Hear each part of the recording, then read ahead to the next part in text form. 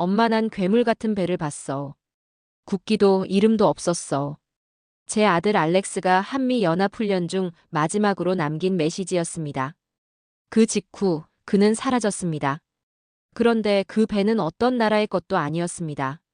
정체불명의 유령 잠수함. 세계 최고 잠수함보다 조용하고 강했고 그 중심엔 제가 평생 무시해온 나라가 있었습니다. 저는 클레어 윌슨 영국 해군정보국 분석관입니다. 도대체 그 나라는 어디고 무슨 짓을 한 걸까요? 지금 바로 알아보시죠. 잠깐 구독과 좋아요는 영상 제작하는데 큰 힘이 됩니다. 엄마, 난 괴물 같은 배를 봤어. 국기도 이름도 없었어. 저는 이 문자를 받고 숨이 멎는 것 같았습니다.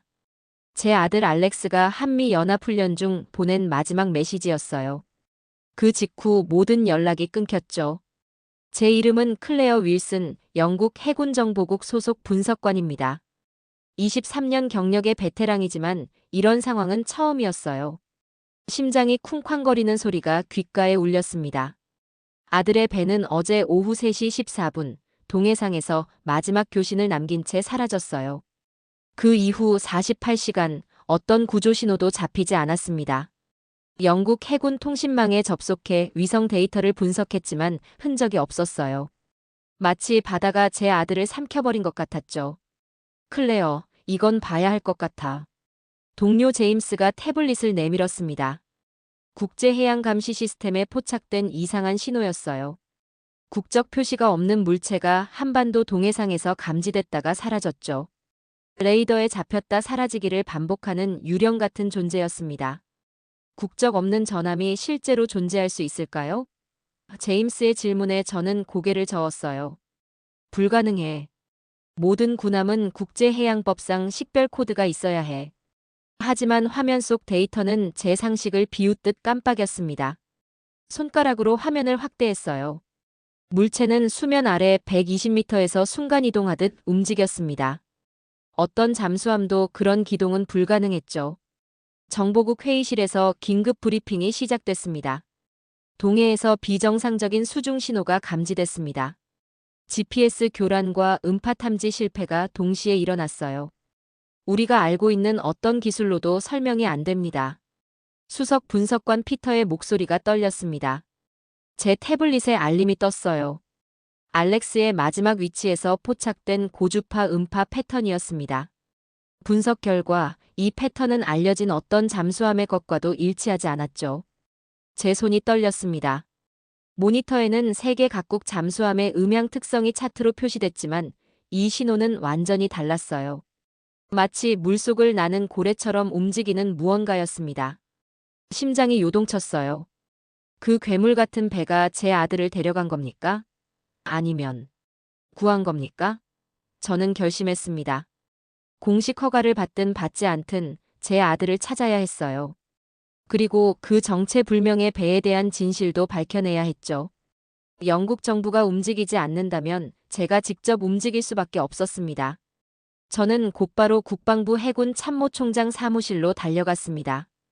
관계자들에게 아들의 실종과 이상한 신호에 대해 설명했지만 돌아온 대답은 냉정했어요. 해군 중장 윌리엄 토마스는 창밖을 보며 한숨을 쉬었습니다. 윌슨 씨, 한국은 상선만 잘 만드는 나라요. 그들에게 첨단 잠수함 기술이 있을 리 없습니다. 북한이나 중국, 러시아 쪽을 조사해 보세요. 그의 목소리에서 무시하는 듯한 뉘앙스가 느껴졌죠. 사무실을 나오는 제 발걸음은 무거웠습니다. 복도에서 마주친 동료 애나가 귓속말로 말했어요. 클레어, 당신 아들 건으로 위에서 압력이 들어오고 있어. 조심해. 등줄기로 한기가 내려갔습니다. 무언가가 은폐되고 있었어요. 사무실로 돌아와 밤새 한국 조선업에 관한 모든 정보를 검색했습니다.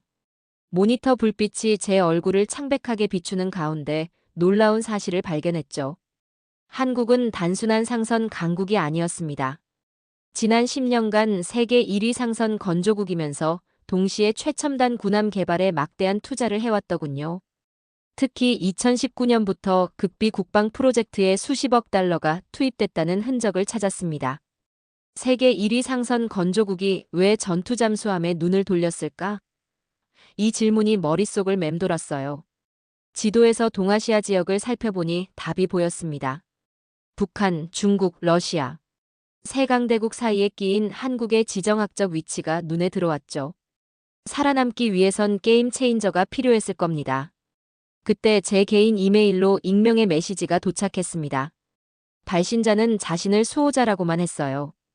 윌슨 씨, 당신 아들은 살아 있습니다. 하지만 그가 본 것은 아직 세상에 알려져선 안 됩니다. 메시지에는 이상한 회로도와 코드가 첨부되어 있었습니다. 제 정보국 동료 에릭에게 분석을 부탁했죠. 그의 얼굴이 창백해졌습니다. 클레어, 이건 AI 기반 잠수함 자율항법 시스템이야. 인간 조종사보다 빠르게 판단하고 적의 음파 탐지를 완벽히 회피할 수 있는 기술이지. 이론상으로만 존재한다고 알려진. 에릭의 손이 떨렸어요. 심장이 쿵쾅거렸습니다. 에릭의 표정이 심각해졌습니다. 최악은 이게 핵 추진 시스템과 연결됐다는 거야. 핵잠수함 기술은 핵보유국만 가능하다고 알려졌는데. 저는 직접 현장에 가보기로 결심했습니다. 휴가를 내고 한국행 비행기에 올랐죠. 아들이 마지막으로 있었던 한미연합훈련 해역으로 향했습니다. 창밖으로 펼쳐진 태평양의 푸른빛이 제 불안한 마음을 더 깊게 만들었어요. 부산에 도착한 날 뉴스에서 놀라운 소식이 들려왔습니다. 한미연합훈련 중 정체불명의 잠수함이 북한과 중국 함대 코앞까지 접근했다는 소식이었어요. 가장 충격적인 건 단 한 발도 쏘지 않았는데 상대 함대가 후퇴했다는 점이었죠. 이게 가능한 일인가요? 호텔 로비에서 만난 현지 방송국 기자에게 물었습니다. 그는 주위를 살핀 후 낮은 목소리로 대답했어요. 무기를 쓰지 않고 적을 후퇴시킬 수 있는 힘이 있을까요? 있습니다. 압도적인 스텔스 능력이 만들어내는 무혈 압박이죠. 그들은 봤습니다. 레이더에 잡히지 않는 유령 같은 존재를 언제든 공격할 수 있는데 공격하지 않는 그 존재감이 얼마나 두려움을 주는지 상상해보세요. 기자의 말에 소름이 돋았습니다. 그는 계속해서 말했어요. 이런 말하면 안 되지만 중국 해군의 한 장교가 말했대요. 물속에서 갑자기 나타난 그림자가 우리 전함 바로 아래 있었다. 우리는 그걸 공격할 수 없었다. 그건 마치 물 자체가 살아 움직이는 것 같았다라고요. 부산 해군기지 주변을 조사하던 중 저는 특이한 보안 시설을 발견했습니다.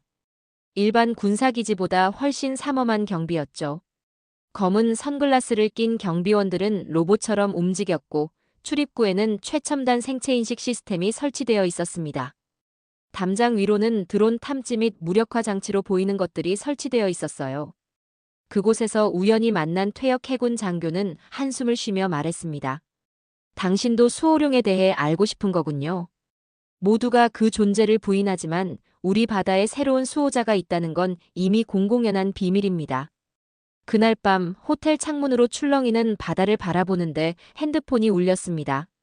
발신자 표시가 없었지만 받자마자 알렉스의 목소리가 들렸습니다. 엄마, 말할 시간이 없어. 나 괜찮아. 그들이 나를 구했어. 그리고 내가 본 것은 세상을 바꿀 거야. 통화는 겨우 10초였지만 제 아들이 살아있다는 사실만으로도 제 심장은 기쁨으로 가득 찼습니다. 하지만 동시에 더 큰 의문이 생겼어요. 누가 그를 구했을까? 수호룡이란 무엇일까? 저는 다음 날 아침 일찍 부산의 한국해군 본부로 향했습니다. 영국 정보국 신분증을 보여주며 면담을 요청했지만 거절당했어요. 공식적인 외교 채널을 통해 요청해 주시기 바랍니다.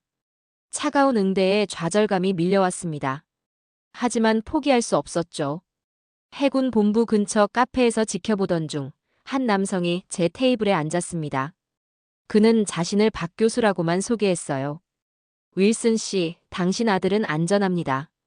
그는 현재 특별한 보호 아래 있어요. 그의 목소리는 차분했습니다. 당신을 한 곳으로 안내하겠습니다. 하지만 조건이 있어요. 보게 될 모든 것은 절대 비밀로 지켜야 합니다. 망설임 없이 동의했습니다. 그는 저를 항구에서 떨어진 작은 창고처럼 보이는 건물로 데려갔어요. 내부에 들어서자 바닥이 움직이기 시작했습니다. 엘리베이터였죠. 아래로, 더 아래로 내려갔습니다. 어쩌면 지하 100m는 더 내려간 것 같았어요. 문이 열리자 눈앞에 펼쳐진 광경에 숨이 막혔습니다. 거대한 지하 조선소였어요. 그 중앙에는 제가 본 어떤 잠수함보다도 미래적인 형태의 거대한 검은 배가 있었습니다. 유선형의 동체는 마치 살아있는 생명체처럼 보였고 표면은 빛을 흡수하는 듯 했어요. 이것이 수호룡입니다. 한국형 스텔스 핵잠수함이죠. 박 교수가 자랑스러운 목소리로 말했습니다. 세계 최초의 완전 AI 통합 잠수함입니다. 레이더, 소나, 열감지. 어떤 탐지 수단으로도 포착되지 않아요. 저는 믿을 수 없었습니다. 이런 시설이 부산 한복판 아래 숨겨져 있다니. 주변을 둘러보니 증강현실 디스플레이를 착용한 기술자들이 허공에 그래픽을 그리며 작업하고 있었어요. 디지털 트윈 시스템으로 잠수함의 모든 부분을 실시간으로 모니터링하고 있었습니다. 한국은 언제부터 이렇게 무서운 나라가 된 걸까요? 저도 모르게 중얼거렸습니다. 박 교수는 미소를 지었어요. 우리는 항상 그랬습니다. 단지 세계가 우리를 과소평가했을 뿐이죠. 박 교수는 저를 회의실로 안내했습니다. 그곳에서 한 중년 여성이 기다리고 있었어요. 김수연 박사입니다. 수호룡 프로젝트의 총책임자죠. 박 교수가 소개했습니다. 김 박사는 날카로운 눈빛으로 저를 관찰했어요. 윌슨 씨, 영국에 알려지면 안 되는 이야기지만 당신 아들 때문에 예외를 두기로 했습니다. 김 박사가 태블릿을 켰습니다. 홀로그램이 공중에 떠올랐어요. 한국의 핵잠수함 개발 타임라인이었죠. 2003년부터 시작됐습니다. 20년간의 준비 과정이었죠. 김 박사의 목소리에는 자부심이 묻어났습니다. 처음에는 아무도 우리를 믿지 않았어요. 한국이 핵잠수함을? 웃음거리였죠. 홀로그램은 다양한 기술 개발 단계를 보여주었습니다. 소형 모듈 원자로 기술, 스텔스 코팅 소재, AI 기반 자율작전 시스템까지 모든 것이 철저히 비밀리에 진행됐다고 했어요. 대한민국은 어떻게 미국 없이 이 기술을 이뤘나요? 제가 물었습니다. 이것은 동맹국 간에도 공유되지 않는 최고 기밀 기술이었으니까요. 김 박사는 의미심장한 미소를 지었습니다. 우리는 독특한 방식으로 일했어요. 미국, 프랑스, 러시아. 모든 나라가 조각들을 가지고 있었지만 퍼즐을 완성한 건 우리였습니다. 핵물리학자들은 민간 원자력 발전소에서 경험을 쌓았고 인공지능 전문가들은 삼성과 현대에서 훈련받았죠. 정부는 이 모든 인재들을 하나로 모았습니다. 홀로그램은 소형 모듈 원자로의 3D 모델을 보여주었어요. 이것이 수호룡의 심장입니다. 기존 핵잠수함 원자로의 3분의 1 크기지만 효율은 2배죠. 우리만의 기술입니다. AI 시스템에 관한 설명도 이어졌습니다. 수호룡은 인간 승무원이 필요하지만 대부분의 작전은 AI가 수행합니다. 적의 패턴을 분석하고 최적의 회피 경로를 계산하죠. 그래서 어떤 음파 탐지기도 수호룡을 포착할 수 없습니다. 말을 마친 김 박사의 눈에서 자부심이 빛났습니다. 이것은 단순한 무기가 아닙니다. 억압받던 나라가 독립적인 기술 강국으로 성장한 증거죠. 우리는 더 이상 누구의 기술도 빌리지 않습니다. 우리가 세계를 이끌어갑니다. 저는 그 자리에서 한국의 역사를 새롭게 바라보게 됐습니다. 식민지, 전쟁, 분단을 겪었지만 이제는 세계 최첨단 기술을 보유한 나라가 된 것이죠. 회의실을 나오는 길에 창밖으로 보이는 거대한 수호룡의 모습이 제 마음을 무겁게 했습니다. 저는 휴대폰을 꺼내 오래된 사진 한 장을 열었어요. 5년 전 남편 마이클과 함께 찍은 사진이었죠. 그는 영국 국방부 고위 관리였습니다. 그와의 대화가 생생하게 떠올랐어요. 한국은 조립이나 잘하지. 진짜 기술은 서방에 있어. 마이클이 했던 말이 귓가에 울렸습니다. 그 당시 저도 그의 말에 동의했었어요.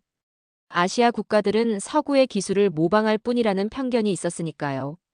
지금 그 말을 떠올리니 얼굴이 화끈거렸습니다. 무지에서 나온 오만이었죠. 생각에 잠기셨네요.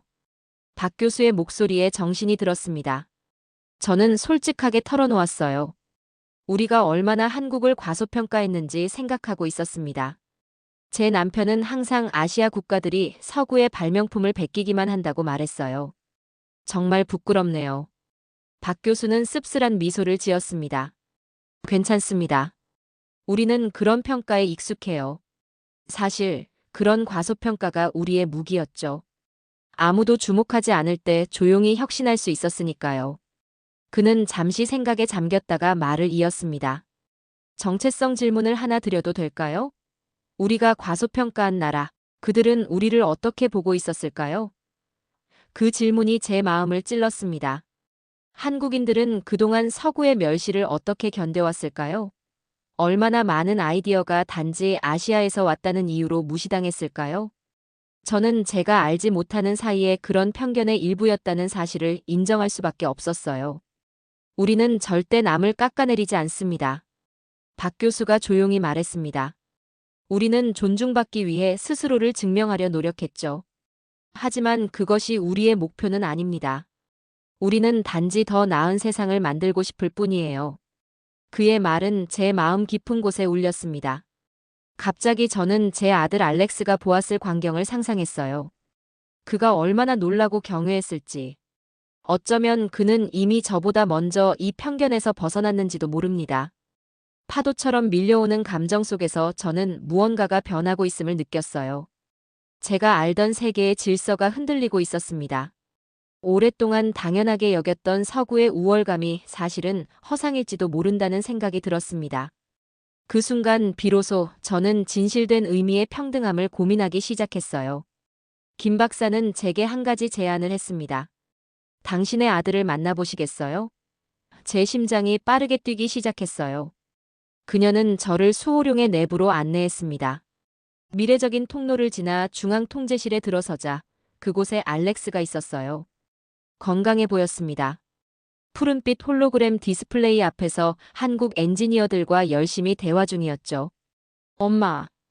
알렉스가 저를 발견하고 달려와 끌어안았습니다. 눈물이 왈칵 쏟아졌어요. 그는 살아있었고 무사했습니다. 그의 얼굴에는 흥분과 경외감이 가득했죠. 엄마, 내가 지금 무엇의 일부인지 알아? 이건 역사야. 그가 열정적으로 말했습니다. 알렉스는 훈련 중 우연히 수호룡을 발견했고 한국 측에서는 그를 비밀 유지를 위해 보호 조치했다고 했어요. 그러나 점차 그의 전문성을 인정해 프로젝트에 참여시켰다고 했습니다. 실종이 아니었어? 제가 물었습니다. 알렉스는 고개를 저었어요. 처음엔 그랬지만 후에 공동작전이 됐어. 수호룡이 날 구했어, 엄마.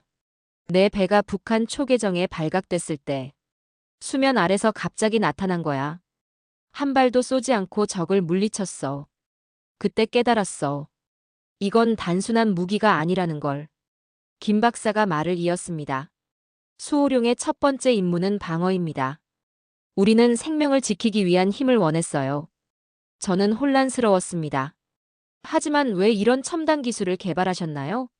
군사력은 결국 파괴를 위한 것 아닌가요? 김 박사는 제 눈을 똑바로 바라보며 대답했어요. 군사력은 파괴가 아닌 생명을 구하기 위해 존재할 수 있습니다. 한반도는 항상 강대국들 사이에 끼어 있었어요. 우리에겐 평화를 지킬 힘이 필요했죠. 수호룡은 단 한 명의 목숨도 빼앗지 않고 적을 물리칠 수 있습니다. 그때 알렉스가 제 손을 잡았습니다. 엄마, 내가 본 건 미래야. 한국은 세계가 가지 않은 길을 가고 있어. 그들은 나를 신뢰했고 나는 그들을 돕기로 했어. 그 순간 저는 제 아들이 얼마나 성장했는지 깨달았습니다. 그는 더 이상 보호받아야 할 아이가 아니었어요.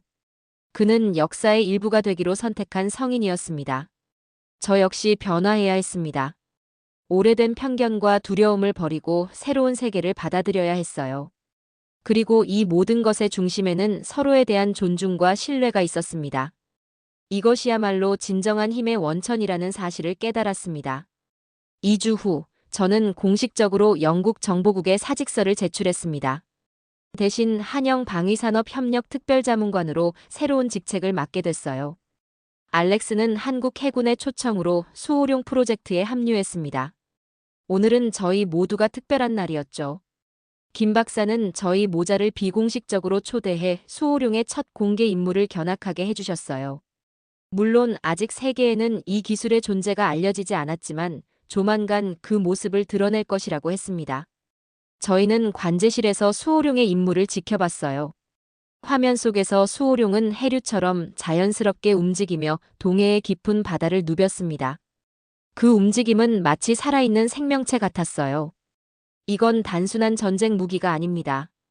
김 박사가 자랑스럽게 말했어요. 대한민국이라는 나라의 혼이자 자부심이죠. 저는 이제 이해할 수 있었습니다. 한국은 이 기술을 통해 세계에 무엇을 말하고 싶은 건지요. 그들은 더 이상 강대국 사이에 끼인 작은 나라가 아니었습니다. 이제는 스스로의 힘으로 미래를 개척하는 선도 국가였죠. 한국은 이제 세계 질서를 바꾸는 존재가 된 것일까요? 제가 물었습니다. 김 박사는 미소를 지으며 대답했어요. 우리는 질서를 바꾸려는 게 아닙니다. 더 공정하고 균형 잡힌 세계를 만들고 싶을 뿐이죠. 약자도 자신을 지킬 힘이 있어야 진정한 평화가 옵니다. 알렉스는 긍지에 찬 표정으로 말했습니다. 엄마, 우리는 역사의 한 페이지를 함께 쓰고 있어요. 저는 그를 꼭 안아주었습니다. 이제 저희는 새로운 여정을 함께 걷게 될 것입니다. 창밖으로 보이는 부산의 바다는 어느 때보다 평화로워 보였어요. 그 깊은 곳에서 조용히 세상을 지키는 수호룡이 있다는 것을 아는 지금, 그 바다는 더욱 의미 있게 다가왔습니다. 한국은 더 이상 조용한 아시아의 작은 나라가 아닙니다. 이제는 누구도 넘볼 수 없는 바다 밑에서 조용히 세계를 흔드는 거인의 시대가 시작됐습니다. 김 박사의 말이 마음에 깊이 새겨졌습니다. 이것은 한 나라의 이야기가 아니라 미래를 향한 인류의 새로운 여정의 시작이었습니다. 저는 그 여정의 증인이 되어 있었습니다. 오늘의 사연은 어떠셨나요? 재미와 감동이 있었다면 구독과 좋아요 부탁드립니다. 감사합니다.